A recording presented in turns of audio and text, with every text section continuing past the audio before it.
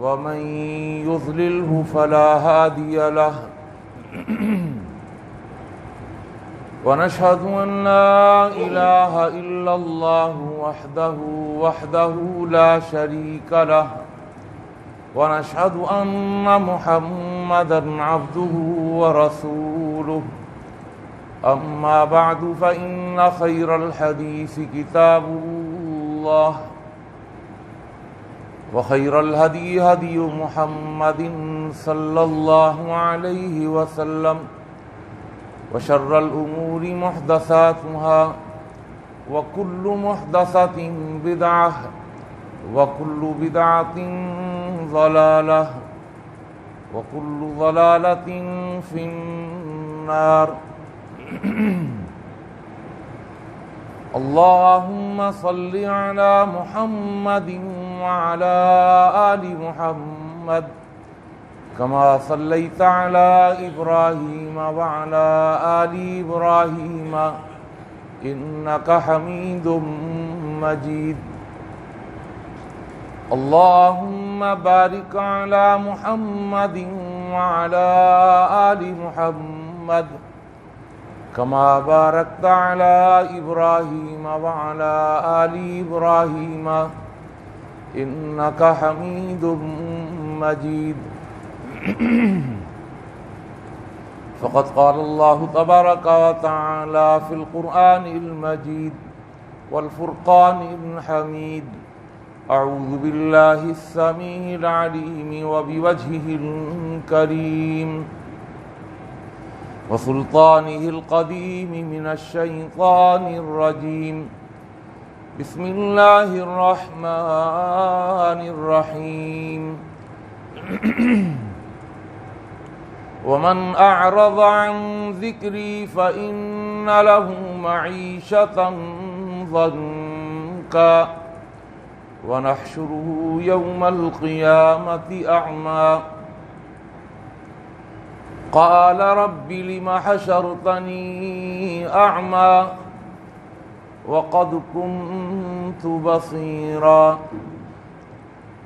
قال كذلك أتتك آياتنا فنسيتها وكذلك اليوم تنسى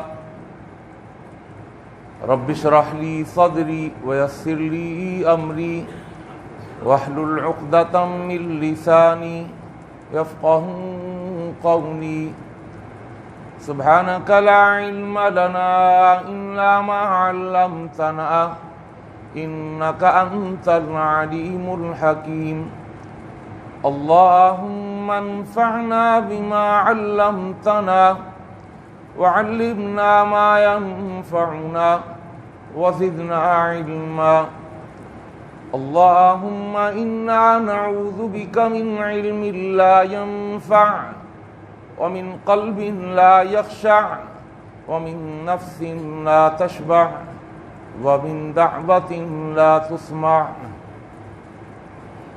ہر قسم کی تعریفات و تحمیدات، تسبیحات و تقدیسات، تہلیلات و تمجیدات اور تہنیات و تکبیرات اس اللہ جل جلالہ و عم نوالہ کے لیے جس کی جتنی بھی تعریفیں بیان کی جائیں، جس کی جتنی بھی حمد و ثنا بیان کی جائے اور جس کی جتنی بھی تحسین و ستائش بیان کی جائے اور جس کے لیے جتنے بھی شکریہ کے کلمات ادا کیے جائیں کم ہیں۔ حق یہ ہے کہ حق ادا نہیں ہو سکتا۔ حمد و ثنا کے بعد درود و سلام نازل ہوں دونوں جہانوں کے سردار پیغمبر آخر الزماں حضرت محمد مصطفیٰ صلی اللہ تعالی علیہ وآلہ وسلم کی ذات اقدس پر، جسد اقدس پر، روح اقدس پر بے شمار بے حد و حساب ان گنت لا تعداد کہ جنہیں اللہ تعالیٰ نے ساری کائنات کے لیے رہبر، رہنما اور تمام جہان والوں کے لیے رحمت بنا کے بھیجا ہے۔ مختصر سی حمد و صلات کے بعد قرآن مجید کا 16واں پارہ 20ویں سورت سورہ طٰہٰ کی آیت نمبر 24 سے آیت نمبر 26 تک تلاوت، 3 آیات آپ کے سامنے تلاوت کی ہیں۔ اللہ تعالیٰ سے دعا ہے اللہ تعالیٰ مجھے اور آپ کو، ہم سب کو قرآن مجید کا صحیح فہم اور قرآن مجید کی صحیح سمجھ عطا فرما دے، اور جمعے کے توسط سے میں اور آپ جو بھی قرآن و حدیث کی باتیں اور نصیحتیں سنتے اور سناتے ہیں، اللہ ہمیں ان پر اخلاص کے ساتھ عمل پیرا ہونے کی بھی توفیق عطا فرما دے۔ قرآن مجید فرقان حمید میں اللہ تعالیٰ نے اس مقام پر انسان کا ایک بہت بڑا جرم، جو غلطی نہیں ہے بلکہ ایک بہت بڑا جرم ہے، اس کے جرم کا ذکر کرنے کے بعد اللہ نے اس کی دو بڑی سزائیں یہاں پر سنائی ہیں۔ وہ جرم اللہ تعالیٰ نے اس طرح بیان کیا، فرمایا وَمَنْ أَعْرَضَ عَنْ ذِكْرِي،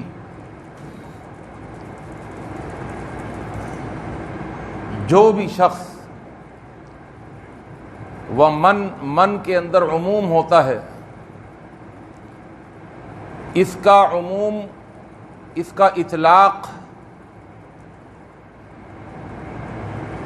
عام مسلمانوں کے لیے بھی ہو سکتا ہے، اور اس کا اطلاق اور اس کا عموم عام انسانوں کے لیے بھی ہو سکتا ہے، عام مسلمان یا عام انسان۔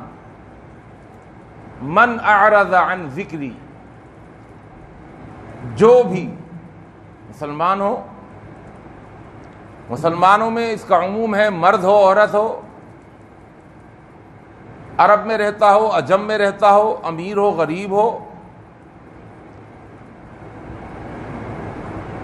کوئی سی بھی قوم ہو، کوئی سی بھی نسل ہو، کوئی سی بھی زبان ہو۔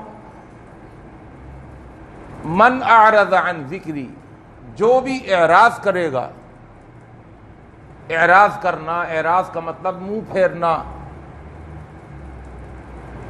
نظر انداز کرنا، اگنور کرنا، پیٹھ دکھانا،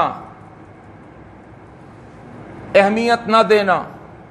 من اعرض، جو بھی اعراض کرے گا، کس سے اعراض کرے گا؟ فرمایا عن ذکری، میرے ذکر سے۔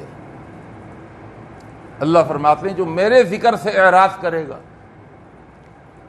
ذکری سے مراد کون سا ذکر ہے؟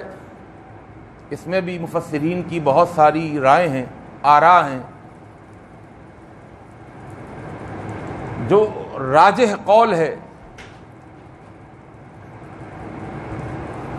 ذکر تو بہت سارے ہیں، لیکن جو اللہ کا سب سے بڑا ذکر ہے وہ اللہ کی کتاب ہے۔ قرآن مجید میں اللہ نے اپنی کتاب کو الذکر کہا ہے۔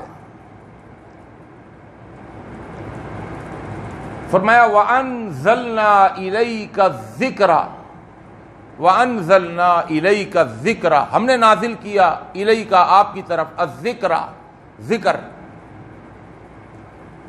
لِتُبَيِّنَ لِلنَّاسِ مَا نُزِّلَ إِلَيْهِمْ، تاکہ آپ بیان کر کے، کھول کر کے لوگوں کے سامنے بتا دیں کہ کیا اتارا گیا ہے ان کی طرف۔ قرآن بھرا ہوا ہے مثالوں سے کہ قرآن کو الذکر کہا گیا۔ ایک اور مشہور آیت ہے، اِنَّا نَحْنُ نَزَّلْنَا الذِّکْرَ وَإِنَّا لَهُ لَحَافِظُونَ، بے شک ہم نے نازل کیا ہے الذکر۔ کیا نازل کیا اللہ نے؟ قرآن نازل کیا۔ تو الذکر سے مراد راجح قول یہ ہے کہ اللہ کی کتاب ہے، اللہ کا قرآن ہے۔ اِنَّا نَحْنُ نَزَّلْنَا الذِّکْرَ۔ ایک اور مقام پہ وَإِنَّهُ لَذِکْرٌ لَكَ وَلِقَوْمِكَ فَسَوْفَ تُسْأَلُونَ، یہ قرآن ذکر ہے آپ کے لیے بھی، آپ کی قوم کے لیے، فَسَوْفَ تُسْأَلُونَ، ان قریب پوچھے جائیں گے اس ذکر کے بارے میں۔ اس لیے کہ سب سے بڑی نصیحت کی اگر کوئی کتاب ہے، ذکر نصیحت کو بھی کہتے ہیں۔ طٰہَ مَا أَنزَلْنَا عَلَيْكَ الْقُرْآنَ لِتَشْقَىٰ إِلَّا تَذْكِرَةً لِمَن يَخْشَىٰ، سب سے بڑی نصیحت کی کتاب ذکر کہتے ہیں یاد دہانی کو، یاد دہانی والی، یاد دہانی کروانے والی کتاب، جو اللہ کی یاد دہانی کراتی ہے، جو رسول کی یاد دہانی کراتی ہے، جو آخرت کی یاد دہانی کراتی ہے، جو دنیا میں آنے کے مقصد کی یاد دہانی کراتی ہے، جو جنت اور جہنم کو اس کی یاد دہانی کراتی ہے، بھول نہ جانا جنت کو، جہنم کو نہ بھول جانا، اللہ کے عذابوں کو نہ بھول جانا، جو حقوق اللہ کی یاد دہانی کراتی ہے، جو حقوق العباد کی یاد دہانی کراتی ہے، یہ اللہ کی کتاب ہے۔ وَإِنَّهُ لَذِكْرٌ لَكَ وَلِقَوْمِكَ فَسَوْفَ تُسْأَلُونَ۔ جو بھی اعراض کرے گا اللہ کی کتاب سے، فَإِنَّ لَهُ مَعِيشَةً ضَنْكًا، تو اللہ نے اس کی دو سزائیں بتائی ہیں۔ پہلی سزا کہ ہم کیا کریں گے، فَإِنَّ لَهُ مَعِيشَةً ضَنْكًا، ہم اس کی معیشت کو تنگ کر دیں گے۔ معیشت کہتے ہیں گزران کو، زندگی گزارنا۔ زندگی کون سی مراد ہے یہاں پر؟ معیشت سے کون سی معیشت مراد ہے؟ کون سی زندگی مراد ہے؟ اس میں بھی مفسرین حضرات نے دلائل کے ساتھ دو معیشتیں ذکر کی ہیں۔ ابن حبان کی حدیث ہے اور مستدرک للحاکم کی حدیث ہے۔ ابو ہریرہ رضی اللہ تعالیٰ عنہ اس حدیث کے راوی ہیں۔ حضرت ابو ہریرہ نے سوال کر لیا، اے اللہ کے رسول صلی اللہ علیہ وسلم، معیشتاً ضنکن سے کون سی معیشت مراد ہے؟ تو اللہ کے رسول صلی اللہ علیہ وسلم نے جواب دیا کہ اس سے مراد عالم برزخ کی زندگی ہے۔ یعنی اس حدیث سے معلوم چلا کہ معیشتاً ضنکن سے مراد عالم برزخ کی زندگی بھی ہو سکتی ہے۔ عالم برزخ کیا ہے؟ برزخ کہتے ہیں پردے کو، عالم کہتے ہیں جہان کو۔ عالم برزخ یعنی پردے کے پیچھے والا جہان، پردے کے پیچھے نظر نہیں آتا کہ پردے کے پیچھے کیا ہے، نظر نہیں آتا۔ ہاں اس کے بارے میں گیس کیا جا سکتا ہے، اندازہ کیا جا سکتا ہے، سوچا جا سکتا ہے، اس کے بارے میں معلومات حاصل کی جا سکتی ہیں، لیکن پردے کو پھاڑ کر، پردے کو ہٹا کر، جھانک کر نہیں دیکھا جا سکتا۔ اور یہ جو پردہ ہے یہ موت ہے۔ ہماری اردو زبان میں بھی کہ پردہ فرما گئے، پھر بزرگ جو ہیں وہ پردہ فرما گئے، حالانکہ اس کے اندر بھی ان کی ایک چال ہوتی ہے کہ مرے نہیں ہیں پردہ فرما گئے۔ میں محاورتاً آپ کو سمجھانے کے لیے عرض کر رہا ہوں، ورنہ کوئی پردہ نہیں فرماتا، چاہے کتنا بڑا بزرگ ہو، کتنا بڑا ولی ہو، کتنا بڑا علامہ ہو، وہ پردہ نہیں فرماتا، وہ موت کا مزہ چکھتا ہے۔ اس لیے کہ اللہ نے فرمایا کل من علیہا فان کل نفس ذائقۃ الموت افإن مت فہم الخالدون۔ نبی کے بارے میں بھی اللہ فرماتے ہیں افإن مت، اگر آپ کو بھی موت آ جائے، فہم الخالدون، تو یہ کیا زندہ رہیں گے؟ وما محمد الا رسول قد خلت من قبلہ الرسل افإن مات، نبی کے لیے لفظ موت قرآن استعمال کرتا ہے۔ یہ تو ہم کہتے ہیں کہ جی پردہ، اگر پردے سے مراد عالم برزخ سے اٹھایا ہے یہ پردہ پھر تو صحیح ہے، لیکن آپ نے اگر اپنا عقیدہ خراب کیا ہوا ہے کہ مرتے نہیں ہیں بلکہ دنیاوی زندگی ان کی ہوتی ہے، تو یہ غلط عقیدہ ہے۔ بہرحال وہ ایک موضوع الگ ہے۔ تو اس سے مراد عالم برزخ بھی ہو سکتا ہے کہ عالم برزخ کی زندگی کو اس کے اوپر تنگ کر دیا جاتا ہے۔ ابو سعید خدری رضی اللہ تعالیٰ عنہ فرماتے ہیں کہ یضیق علیہ قبرہ حتی تختلف اضلاعہ، اس طرح تنگ کر دیا جاتا ہے اس کی قبر کو یہاں تک کہ اس کی پسلیاں ایک دوسرے کے اندر داخل ہو جاتی ہیں، پسلیاں ایک دوسرے کے اندر داخل ہو جاتی ہیں۔ آج چونکہ ہم ظاہری دنیا کے بادشاہ ہیں اور عالم آخرت کی جو پہلی منزل ہے عالم آخرت کی پہلی منزل، ابتدائی منزل، عالم آخرت کا دیباچہ وہ عالم برزخ کی اور قبر والی زندگی ہے۔ آج لوگوں نے قبر والی زندگی کا ہی انکار کر دیا، بڑے بڑے اسکالر آ گئے اور وہ قبر کی زندگی کا انکار کر دیتے ہیں۔ یہاں کوئی قبر وبر نہیں ہے، مٹی ہو جاتا ہے انسان، ختم ہو جاتا ہے، نیست و نابود ہو جاتا ہے۔ آج کی میڈیکل سائنس نے تو ہر چیز کو بتا دیا، واضح کر دیا کہ اتنے دن میں اتنے گھنٹوں میں پیٹ پھٹتا ہے، اتنے دن میں گوشت ختم ہوتا ہے، اور اتنے مہینے کے بعد ہڈیاں جو ہیں وہ بوسیدہ ہو کر مٹی ہو جاتی ہیں، بال رہ جاتے ہیں، بس ریڑھ کی ہڈی رہ جاتی ہے بس، اور مٹی میں مٹی ہو جاتا ہے پھر وہ اس کا بقیہ جسم بھی۔ تو کہاں کا عذاب قبر اور کہاں کی قبر کی زندگی؟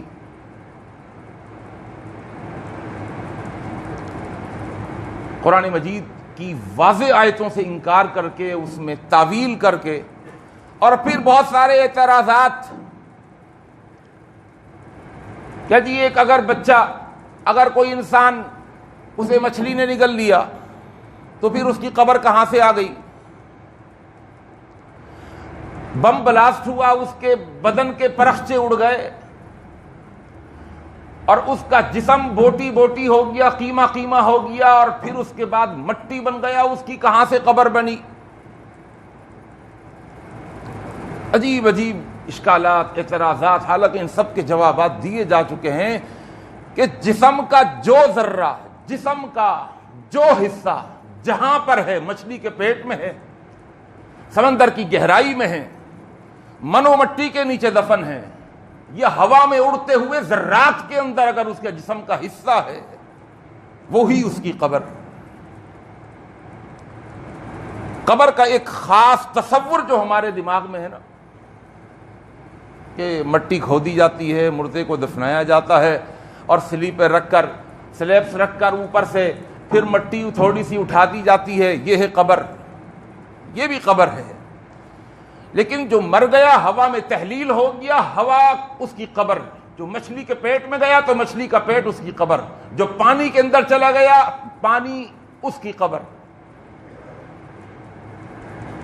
جو سیاروں کے اندر، خلاؤں کے اندر جہاں کشش ثقل کا قانون ختم ہو جاتا ہے، اگر وہ وہاں پہ مر گیا وہی اس کی قبر۔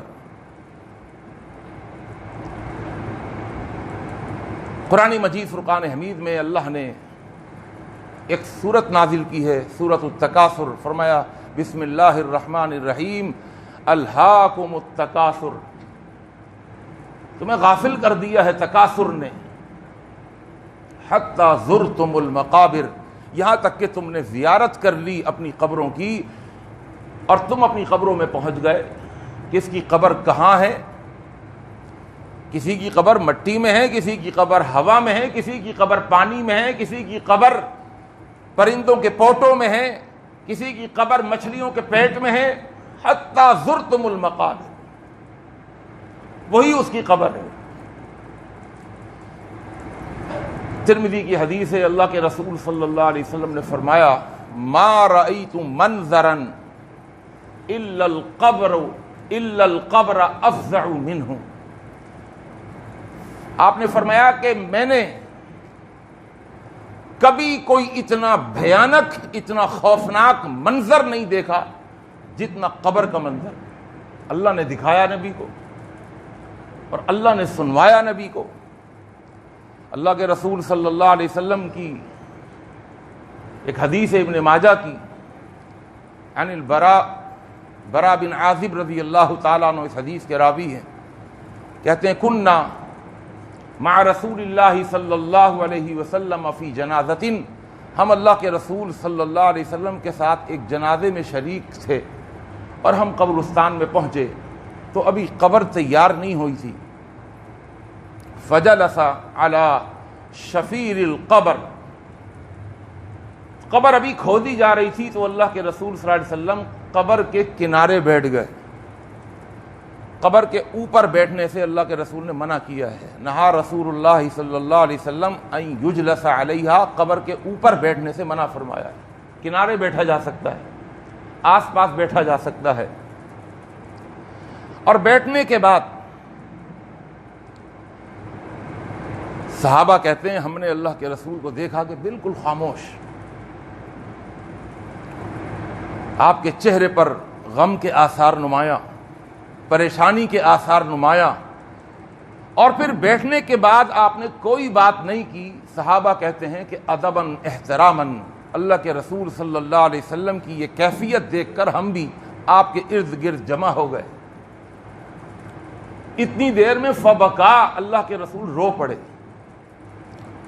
اتنا روئے کہ حتی بل الثری، یہاں تک کہ آپ کے چہرے کے نیچے جو جگہ تھی، سرا کہتے ہیں مٹی کو، اس مٹی کے اوپر آنسو گرنے لگے. یعنی آپ زاروں قطار رونے لگے کہ ٹپ ٹپ آپ کے آنسو آپ کے چہرے سے زمین پر گرتے رہے حتیٰ کہ وہ حصہ گیلا ہونے لگا، وہ مٹی کچھ گیلی ہو گئی. حتی بل الثری. ثم قال، اللہ کے رسول صلی اللہ علیہ وسلم رو رہے ہوں تو کیا صحابہ نہیں روئیں گے؟ صحابہ کہتے ہیں ہم نے بھی رونا شروع کر دیا. آج ہمارا قبرستان میں جانا بڑے اور انداز کا ہوتا ہے. اللہ اکبر. اور بھائی اگر رونا نہیں آتا کم از کم خاموشی تو اختیار کر لو. آپ نے مشاہدہ کیا ہوگا کوئی مسنون طریقہ نہیں قبرستان میں جانے کا. باتیں کرتے ہوئے آدمی ہم قبرستان میں چلے جاتے ہیں، ٹولیوں میں بٹ جاتے ہیں. آپ یقین جانیے اس ممبر پہ کھڑے ہو کر بڑی ذمہ داری سے بات کر رہا ہوں. میرا بھی بہت مرتبہ جانے کا اتفاق ہوتا ہے. اپنے ان کانوں سے سیاسی گفتگو کرتے ہوئے میں نے لوگوں کو سنا. سیاسی گفتگو قبرستان میں جا کر ایک سائٹ پر کھڑے ہو کر سگریٹ منہ پر لگا کر کش لگاتے ہوئے اپنی آنکھوں سے دیکھے، ہنستے ہوئے، باتیں کرتے ہوئے، ہنسی مذاق کرتے ہوئے قبرستان میں میری ان گنہگار آنکھوں نے دیکھا ہے. اللہ کے رسول جب قبرستان میں جاتے تھے تو آپ کا انداز یہ ہوتا تھا. فبکا، آپ رونے لگے. حتی بل الثری، یہاں تک کہ آپ کے چہرے کے جو نیچے زمین کی مٹی تھی وہ گیلی ہونے لگی. ثم قال، آپ نے فرمایا ایک ہی جملہ، یا اخوانی، اے میرے بھائیوں، لمثل ھذا فاعدوا، اے میرے صحابہ، اے میرے بھائیوں، یہاں کے لیے تیاری کر کے آنا، بغیر تیاری کے مت آنا. کیا تیاری ہے ہماری قبر کے لیے؟ آپ کہیں گے مولوی صاحب تیاری تو بڑی پکی ہے، وہاں تو صرف 3 ہی سوالوں کے جوابات دینے، مسئلہ ہی حل ہے. ہم نے تو سوالات بھی یاد کر لیے، یہ تو پرچہ آؤٹ ہو گیا، اس کے جوابات بھی ہمیں ازبر ہیں. اچھا کون سے سوال؟ کہا وہی جو آپ سناتے ہیں. پہلا سوال ہوگا من ربو کا، رب کون ہے؟ اس کا چھوٹا سا جواب ہے ربی اللہ. دوسرا سوال من نبیو کا، نبی کون ہے؟ اس کا بھی چھوٹا سا جواب نبی، میرے نبی محمد صلی اللہ علیہ وسلم. تیسرا سوال ما دینو کا، دین کیا ہے؟ اس کا چھوٹا سا ایک لفظ میں جواب ہے دینی الاسلام، میرا دین تو اسلام ہے. نہیں میرے دوستو، میرے بزرگوں، وہاں ہر ایک صحیح جواب نہیں دے سکے گا. یہ میں اپنی طرف سے بات نہیں کر رہا، آپ کو دلیل دوں گا.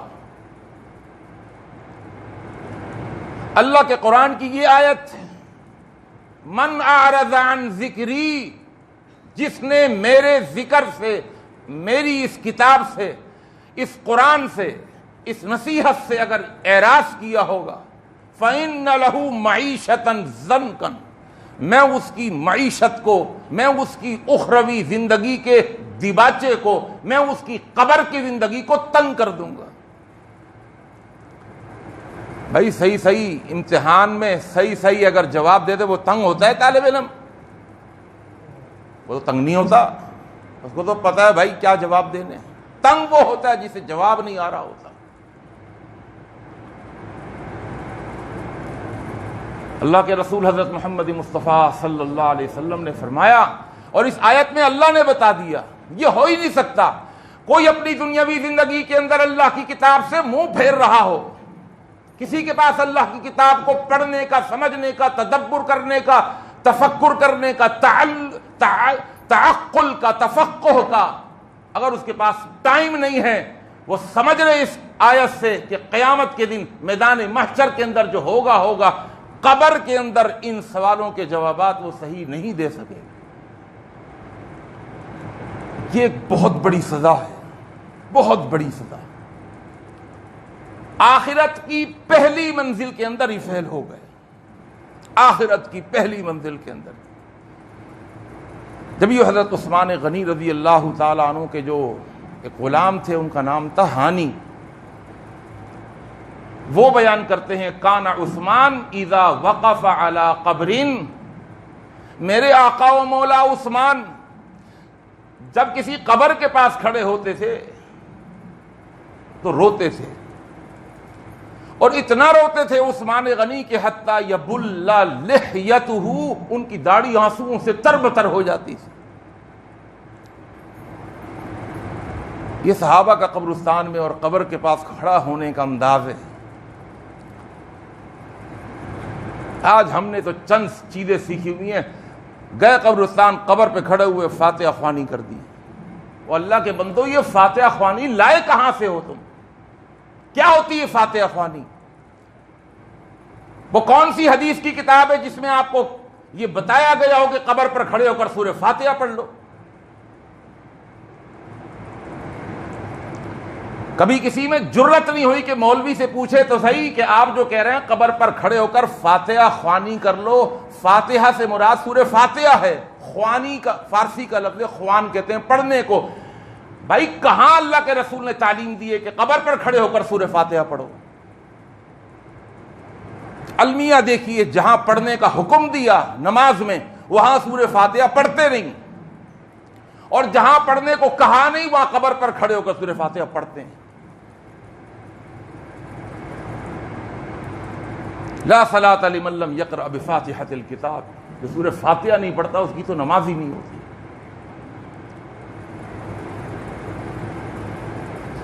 پوچھا اللہ کے رسول انا نکون وراء الامام، امام ہم امام کے پیچھے ہوتے ہیں، کہا اقرؤوا فی نفسہا، پھر دل میں پڑھو، لیکن پڑھنی ہوگی۔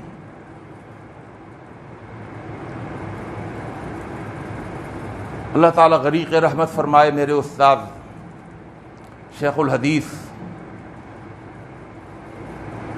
نیو ٹاؤن کے اندر، بنوری ٹاؤن میں، نظام الدین شامزئی، بڑا اللہ نے علم دیا تھا، بہت بڑے دیوبندی عالم دین تھے جنہیں شہید کر دیا گیا تھا۔ مجھے یاد ہے کہ 1990 کے اندر میں وہاں سے جب سند فراغت حاصل کر رہا تھا جس سال، تو میرے کلاس فیلوز مجھے تنگ کرنے لگے کہ جی سورہ فاتحہ کے بارے میں مناظر اسلام ہمیں امین و کاڑوی صاحب اور مناظرہ پڑھا رہے تھے، کوئی شیعوں کے خلاف، کوئی قادیانیوں کے خلاف، کوئی اہل حدیثوں کے خلاف۔ اب کلاس میں دوست بھی ہوتے ہیں، وہ مجھے چھیڑنے لگے، دیکھا جی آج تو تم ہو جاؤ پکے پکے، آج بن جاؤ حنفی، آج بن جاؤ تم مقلد۔ نظام الدین شامزئی کے پاس میں گیا اپنے ان دوستوں کو لے کر، میں نے کہا جی اس طرح ان سے میرا مباحثہ ہو رہا ہے، مناظرہ کیا ہونا تھا، آپ بتائیے، میں تو آپ کو بہت بڑا شیخ الحدیث مانتا ہوں، اگرچہ آپ دیوبندیوں کے شیخ الحدیث ہیں، آپ نیو ٹاؤن میں پڑھاتے ہیں، میں بڑی ذمہ داری سے بات کہہ رہا ہوں، اس ممبر پر کھڑے ہو کر انہوں نے کہا یہ سورہ فاتحہ کی بات کرتے ہو، میں خود سورہ فاتحہ امام کے پیچھے پڑھتا ہوں، اس لیے کہ سورہ فاتحہ کے بغیر نماز نہیں ہوتی۔ اللہ اکبر، میرے ساتھی حیران رہ گئے۔ کہا میں تو یہ ڈنکے کی چوٹ پہ کہتا بھی ہوں، 5 انگلیاں برابر نہیں ہوتی۔ ہمارے نانا مولانا شیخ الحدیث شیخ القرآن مولانا عبدالستار صاحب محدث دہلوی، وہ کہا کرتے تھے کہ 2 طرح کے ہوتے ہیں، ایک جامد ہوتے ہیں جن کے اوپر جمود ہوتا ہے، اور بعض وہ ہوتے ہیں جن کے اندر جمود نہیں ہوتا۔ وہ ہمارے بھائی ہیں، اگر ان کے سامنے حدیث سنا دی جائے، حدیث رکھ دی جائے تو وہ اس کو مانتے ہیں۔ ہاں ان کا تعلق نہیں ہے، ان کا تعلق دیوبندی مکتب فکر سے ہے، لیکن وہ جامد نہیں ہوتے، وہ اڑیل نہیں ہوتے، کیونکہ وہ علم خود پڑھ نہیں رہے ہوتے بلکہ پڑھا رہے ہوتے ہیں، اور وہ دین کو اندر سے جھانک کر کے سمجھ چکے ہوتے ہیں، ان کے اوپر جمود نہیں ہوتا، وہ حق گوئی کے اندر بے باک ہوتے۔ بہرحال اللہ کے رسول حضرت محمد مصطفیٰ صلی اللہ علیہ وسلم کی حدیث، صحابہ کہتے ہیں کہ ہم کان عثمان اذا وقف علی قبر پر کھڑے ہوتے تھے، روتے تھے۔ ایک سوال کرنے والے نے سوال کیا، تذکر الجنۃ والنار فلا تبکی وتبکی من ھذا، آپ کے سامنے جنت کا ذکر ہوتا ہے، جہنم کا ذکر ہوتا ہے، آپ نہیں روتے، لیکن جب قبر کے پاس کھڑے ہوتے ہیں تو آپ کا رونا نہیں دیکھا جاتا، بڑے روتے ہیں۔ کہنے لگے اس کی وجہ ہے، اور اس کی وجہ یہ ہے کہ میں نے اللہ کے رسول صلی اللہ علیہ وسلم سے سنا ہے، ان القبر اول منازل من منازل الآخرۃ فإن نجا منها فما بعده ایسر منه وإن لم ینج منه فما بعده اشد منه۔ میں نے اللہ کے رسول سے یہ سنا ہے کہ قبر آخرت کی منزلوں میں سب سے پہلی منزل ہے، وہ گیٹ جو آخرت کی طرف کھل رہے ہیں، یہ سب سے پہلا گیٹ ہے، یہ سب سے پہلا مرحلہ ہے۔ جو شخص یہاں پر کامیاب ہو گیا، فما بعدہ ایسر منہ، اللہ کے رسول نے فرمایا اس کے بعد والے سارے مرحلے اس کے لیے آسان کر دیے جائیں گے۔ وَإِن لَّمْ يَنْجُ مِنْهُ، جو یہیں پر اٹک گیا، جو یہیں پر رک گیا، جو یہیں پر پھنس گیا، فما بعدہ اشد من، اس کا مطلب یہ ہے کہ آخرت کی ساری منزلوں میں وہ اٹک جائے گا، وہ لٹک جائے گا، وہ ناکام ہو جائے گا۔ تو اس لیے میں روتا ہوں کہ اللہ اس آخرت کی پہلی منزل میں مجھے کامیابی سے ہمکنار فرما دے۔ قبرستان میں جا کر قبر کے پاس کھڑے ہو کر کھدی ہوئی قبروں کو دیکھ کر، اس گڑھے کے سائز کو دیکھ کر انسان کو عبرت حاصل کرنی چاہیے۔ 500 اور 1000 گز کے بنگلوں اور کوٹھیوں میں رہنے کی جنہیں عادت پڑی ہوئی ہے، جنہیں گدے کے بغیر نیند نہیں آتی، جو فرش پر سو نہیں سکتے، جو سرہانے کے بغیر بیٹھ نہیں سکتے، لیٹ نہیں سکتے، جنہیں نیند نہیں آتی، تکیے کا سائز اور تکیے کی تھکنس اگر اوپر نیچے ہو جائے، اتنے نازک کہ آج تکیہ بدل گیا تھا اس لیے نیند نہیں آئی، وہاں نہ کوئی تکیہ ہوگا، نہ گدا ہوگا، نہ کوئی فرش ہوگا، نہ ٹائل، نہ ماربل، کچا فرش، کچی دیواریں۔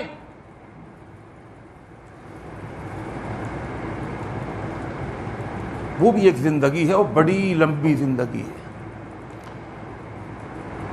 حضرت ابو ہریرہ رضی اللہ تعالیٰ عنہ 5374 حدیثوں کے حافظ اور اتنے سارے شاگرد، جب ان کے مرنے کا وقت قریب آیا تو رونے لگے۔ شاگردوں نے کہا اتبکی علی فراق الدنیا، استاد محترم اے ابو ہریرہ دنیا کو چھوڑے جانے پر رو رہے ہیں کہ میرا مرنے کا وقت قریب آ گیا، بچنے کی امید نہیں ہے تو اس لیے رونا چھوٹ گیا۔ کیا جملہ جواب، کیا جملہ اور کیا جواب دیا۔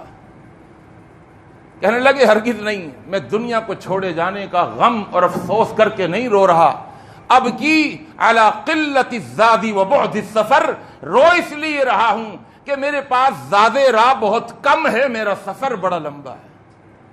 زاد راہ قلیل ہے، سفر طویل ہے۔ جتنا سفر لمبا ہوتا ہے اتنا زیادہ راہ ہوتا ہے، میرے پاس اتنا زیادہ راہ نہیں۔ دیکھیں نا، 1 مہینے کے لیے آپ نے سفر پہ جانا ہو تو 1 مہینے کا زیادہ راہ لیا جاتا ہے، 1 سال کے لیے سفر پہ جانا ہو تو 1 سال کے حساب سے اپنا سوٹ کیس تیار کیا جاتا ہے۔ اس لیے رو رہا ہوں کہ میرے سفر طویل ہے اور میرا زیادہ راہ بہت قلیل ہے۔ ابن ماجہ اور طبرانی کی روایت ہے، اللہ کے رسول صلی اللہ علیہ وسلم سے ایک عبداللہ ابن عمر اس حدیث کے راوی ہیں، ایک انصاری نے سوال کیا، اے اللہ کے رسول صلی اللہ علیہ وسلم، من اکیس الناس و احزمہم؟ اور صحابہ بھی بڑے پیارے سوالات کیا کرتے تھے۔ اے اللہ کے رسول صلی اللہ علیہ وسلم، یہ بتائیے سب سے زیادہ عقل مند، سب سے زیادہ سمجھدار، سب سے زیادہ زیرک، فہیم، ذہین، فطانت، ذکاوت، ذہانت رکھنے والا، عقل مند، دانا اور بینا انسان کون ہے؟ جس کی دانائی ہو، جس کی بینائی ہو، جو آنکھوں سے بھی دیکھتا ہو، دل کی آنکھوں سے بھی دیکھتا ہو۔ آپ نے کیا جواب دیا؟ سب سے زیادہ عقل مند؟ ہاں، سب سے زیادہ۔ یہ نہیں کہا جس نے سب سے زیادہ بینک بیلنس، جس نے سب سے زیادہ کاروبار میں آگے بڑھا ہو، جس کا سب سے بڑا بنگلہ ہو، جس کی سب سے بڑی تجارت ہو، نہیں، فرمایا اکثرہم ذکرا للموت و استعدادا للموت، جس نے سب سے زیادہ موت کو یاد رکھا ہو اپنی زندگی کے اندر، جس نے اپنی زندگی میں اپنے مرنے کو یاد رکھا ہو کہ مرنا بھی ہے بھائی، اور وَإِسْتِعْدَادًا لِلْمَوْتِ، اور موت کی تیاری کری ہو اور بہت اچھے طریقے سے اور بہت زیادہ تیاری کر کے بیٹھا ہوا ہو، وہ زیادہ عقل مند۔ ایک اور حدیث اللہ کے رسول حضرت محمد مصطفیٰ صلی اللہ علیہ وسلم کی، اما عائشہ رضی اللہ تعالیٰ عنہ فرماتی ہیں، ما رأیت رسول اللہ صلی اللہ علیہ وسلم بعد صلاة الا تعوذ من عذاب القبر، اللہ کے رسول صلی اللہ علیہ وسلم ہر نماز کے بعد عذاب قبر کی دعا پڑھتے تھے اور عذاب قبر سے پناہ مانگا کرتے تھے ہر نماز کے بعد۔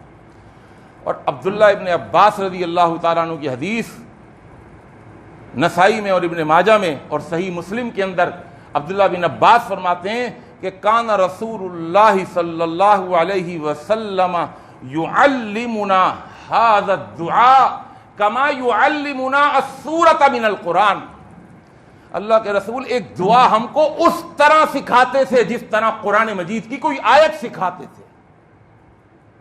کیا دعا؟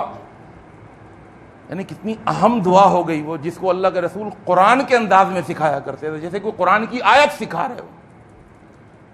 اللہم انی اعوذ بک من عذاب القبر واعوذ بک من فتنة المسیح الدجال واعوذ بک من فتنة المحیا وفتنة الممات۔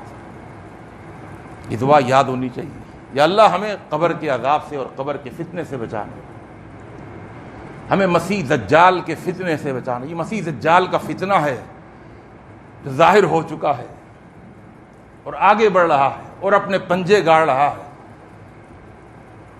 وَأَعُوذُ بِكَ مِن فِتْنَةِ الْمَسِيحِ الدَّجَّالِ وَأَعُوذُ بِكَ مِن فِتْنَةِ الْمَحْيَا وَفِتْنَةِ الْمَمَاتِ، زندگی کے فتنے سے بھی اور مرنے کے فتنے سے بھی۔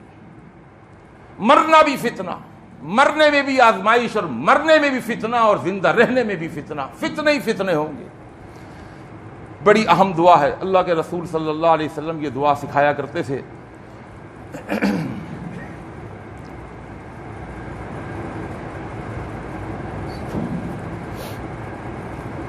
بس ایک اور حدیث سن لیجئے، وقت مکمل ہو گیا۔ یہ حدیث بھی صحیح مسلم کی حدیث ہے۔ اللہ کے رسول صلی اللہ علیہ وسلم ایک خچر پر سوار تھے اور بنی نجار کے باغ میں اپنے خچر پر آپ جا رہے تھے، آپ کے صحابہ بھی آپ کے ساتھ تھے۔ اذ حادت بہ فقادت تلقیہ، صحابہ کہتے ہیں ہم نے دیکھا اچانک اللہ کے رسول صلی اللہ علیہ وسلم کا جو خچر تھا وہ بت کا اچھلا، خچر جو ہے وہ گدھے سے بڑا ہوتا ہے، گھوڑے سے چھوٹا ہوتا ہے، اس پر آپ سوار تھے، وہ اچھلا، کودا، اور اس طرح اچھلا کادت تلقی ہی، قریب تھا اللہ کے رسول کو نیچے گرا دیتا۔ وہ اللہ کے رسول خچر سے اپنی سواری سے نیچے گر جاتے۔ آپ سنبھلے، آپ نے دیکھا فَإِذَا أَقْبُرٌ سِتَّةٌ أَوْ خَمْسَةٌ أَوْ أَرْبَعَةٌ، 6 5 4 قبریں جو تھیں وہاں پر اس جگہ پر تھیں۔ اللہ کے رسول صلی اللہ علیہ وسلم سواری سے نیچے اترے، فقال، آپ نے فرمایا، من يعرف اصحاب هذه القبور، بھائی کوئی ہے جو ان قبر والوں کو جانتا ہو، کون ہے یہاں پر؟ فقال له رجل انا یا رسول اللہ، ایک شخص تھا، اس جگہ کا مالک ہوگا یا جاننے والا ہوگا، اس نے کہا انا یا رسول اللہ، میں جانتا ہوں۔ قبر میں کون لوگ ہیں؟ اللہ کے رسول نے سوال کیا، فمتا مات ہؤلاء، یہ لوگ کب مرے ہیں؟ قال ماتوا فی الاشراق، یہ شرک کی حالت میں مرے ہیں۔ تو اللہ کے رسول صلی اللہ علیہ وسلم نے فرمایا، ان هذه الامة تبتلى في قبورها فلولا ان تدافنوا لدعوت الله ان يسمعكم من عذاب القبر الذي اسمع منه۔ ان کو عذاب ہو رہا ہے، اگر مجھے اس بات کا ڈر نہیں ہوتا، لولا ان تدافنوا، کس بات کا ڈر؟ کہ تم اپنے مردوں کو دفنانا ہی چھوڑ دو گے، کہو گے نہیں بھائی قبر میں نہیں دفنائیں گے۔ جو مرنے والے ہوتے ہیں ہمارے رشتہ دار ہوتے ہیں، ہمارا باپ ہوتا ہے، ہماری ماں ہوتی ہے، بعض اوقات ہماری بہن ہوتی ہے، ہماری بیوی ہوتی ہے، ہمارا بچہ ہوتا ہے، کون چاہے گا کہ قبر کے اندر ڈال دے؟ اور قبر میں یہ مسئلہ ہو رہا ہے یا یہ مسئلہ ہو سکتا ہے، ایسا عذاب ہو سکتا ہے۔ فرمایا عذاب قبر کے بارے میں اگر مجھے اس بات کا ڈر نہیں ہوتا کہ تم اپنے مردوں کو دفنانا چھوڑ دو گے، لدعوت اللہ، تو میں اللہ سے دعا کرتا۔ کیا دعا کرتا؟ ان یسمعکم من عذاب القبور الذی اسمع من، کہ تمہیں دکھائے نہیں، صرف تمہیں سنوا دے۔ دیکھنا تو بڑی بات ہے۔ عذاب قبر کے اندر جو آوازیں ہوتی ہیں، اس کی آوازیں اتنی بھیانک ہوتی ہیں کہ اگر وہ آوازیں اللہ تمہیں اگر سنوا دے تو تم اپنے مردوں کو قبر میں دفنا نہیں چھوڑ دو گے۔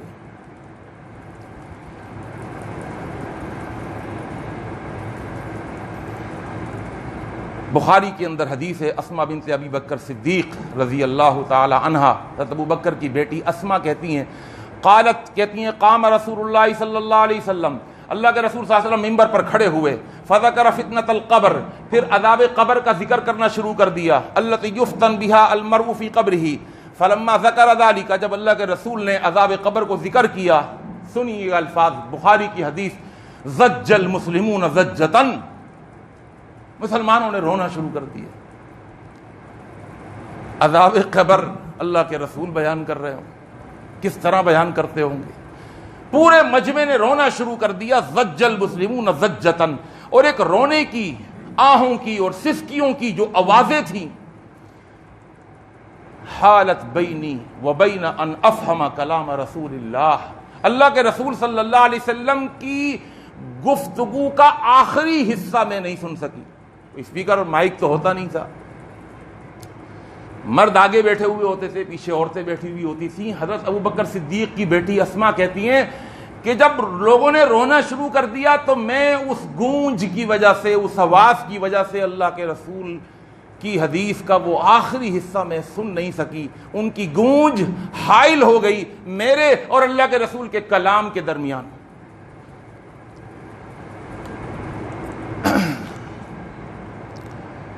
فلما سکنت زجتہم، جب وہ آوازیں کچھ ہلکی ہوئیں، قلت لرجل قریب منی، تو میں نے اپنے قریبی بھائی سے سوال کیا، ماذا قال رسول اللہ صلی اللہ علیہ وسلم فی آخر قولہ، اللہ کے رسول نے آخر میں کیا جملہ کہا تھا؟ تو انہوں نے جواب دیا کہ اللہ کے رسول نے یہ فرمایا تھا، قد اوحى الی، اللہ نے وحی بھیجی ہے میری طرف، انکم تفتنون فی القبور، کہ تم قبروں میں آزمائے جاؤ گے، فتنے میں ڈالے جاؤ گے، قریبا من فتنۃ الدجال، اور وہ قبر کا فتنہ دجال کے فتنے کے قریب قریب ہوگا، اتنا بڑا فتنہ ہوگا۔ اور صحیح مسلم کی اور نسائی کی ایک حدیث تو ہلا کے رکھ دیتی ہے. حضرت معاذ، سعد بن معاذ رضی اللہ تعالی عنہ، اللہ کے رسول صلی اللہ علیہ وسلم کے وہ صحابی ہیں کہ جب ان کی قبر کھودی گئی، ابو سعید خدری کہتے ہیں اللہ کی قسم جب میں قبر کھود رہا تھا، قبر کی مٹی سے مشک عنبر کی خوشبو میں سونگھ رہا تھا، مشک عنبر کی خوشبو. اور جب ان کی روح قفص عنصری سے پرواز کر گئی، اس وقت اللہ کے رسول صلی اللہ علیہ وسلم کی گود میں ان کا سر. انہیں کفنایا گیا، نہلایا گیا. جب قبر کے اندر خوشبو والی مٹی میں جب ان کو قبر کے اندر اتارا گیا، اللہ کے رسول صلی اللہ علیہ وسلم پریشان ہو گئے. صحابہ نے آپ کی بے چینی دیکھی، آپ کی گھبراہٹ دیکھی، سوال کیا اللہ کے رسول خیریت تو ہے؟ آپ نے فرمایا ہاں، ایک معاملہ تھا جو ابھی اللہ نے مجھے دکھایا. کیا معاملہ؟ سنیے گا الفاظ، صحیح مسلم کے الفاظ ہیں، ھذا الذی تحرک لہ العرش. جانتے ہو یہ کون ہے؟ یہ وہ اللہ کا ولی ہے، یہ وہ میرا صحابی ہے، جب یہ مرا تو اس کے مرنے پر اللہ کا عرش بھی ہل گیا. اللہ کا عرش ہل گیا جس کے مرنے پر. کتنا عظیم انسان ہوگا. ھذا الذی تحرک لہ العرش وفتحت لہ ابواب السماء. جب کوئی مرتا ہے اس کی روح آسمانوں پر جاتی ہے، پہلے سے دروازے نہیں کھلے ہوئے ہوتے. ملک الموت دروازہ کھٹکھٹاتے ہیں، پوچھا جاتا ہے کون ہے؟ بتایا جاتا ہے کہ میں ہوں. تمہارے ساتھ کون ہے؟ فلان بن فلان ہے، اس کا بیٹا فلان بن فلان. پھر کھولا، پوچھا جاتا ہے اجازت ملی ہے؟ ہاں اجازت ملی ہے. دروازہ کھول دیا جاتا ہے. 7 آسمانوں تک سوال و جوابات کے بعد پھر دروازے کھلتے ہیں. آپ نے فرمایا سعد بن معاذ میرا وہ صحابی ہے، یہ مرا تو اللہ کا عرش ہلنے لگا، اور جب اس کی روح اوپر کو چلی تو 7 دروازے اللہ نے آسمانوں کے پہلے سے کھلوا دیے. وفتحت لہ ابواب السماء وشہدہ 70,000 من الملائکہ. اور جب اس کی نماز جنازہ کے لیے صحابہ کھڑے ہوئے، اللہ نے 70,000 فرشتے نماز جنازہ کے لیے زمین پر بھیج دیے. اس کے جنازے میں 70,000 فرشتوں نے کھڑے ہو کر اس کے لیے دعا کی. اللہ کے رسول پھر معاملہ کیا ہوا؟ کہا لقد ضم ضمۃ. قبر نے سعد بن معاذ کو بھی پکڑ لیا. قبر نے سعد بن معاذ کو بھی پکڑ لیا. اور حدیث کے الفاظ، اللہ کے رسول صلی اللہ علیہ وسلم نے فرمایا ان للقبر ضغطۃ. اے میرے صحابہ، قبر کا پکڑنا ہوتا ہے، قبر کا بھینچنا ہوتا ہے. لو نجا منہا لنجا منہا سعد بن معاذ. اگر کوئی ایسا انسان ہے کہ جو قبر کے بھینچنے سے نجات پا لیتا، وہ سعد بن معاذ تھا. لیکن سعد بن معاذ کو بھی قبر نے کسی بات پر پکڑ کے بھینچنا شروع کر دیا.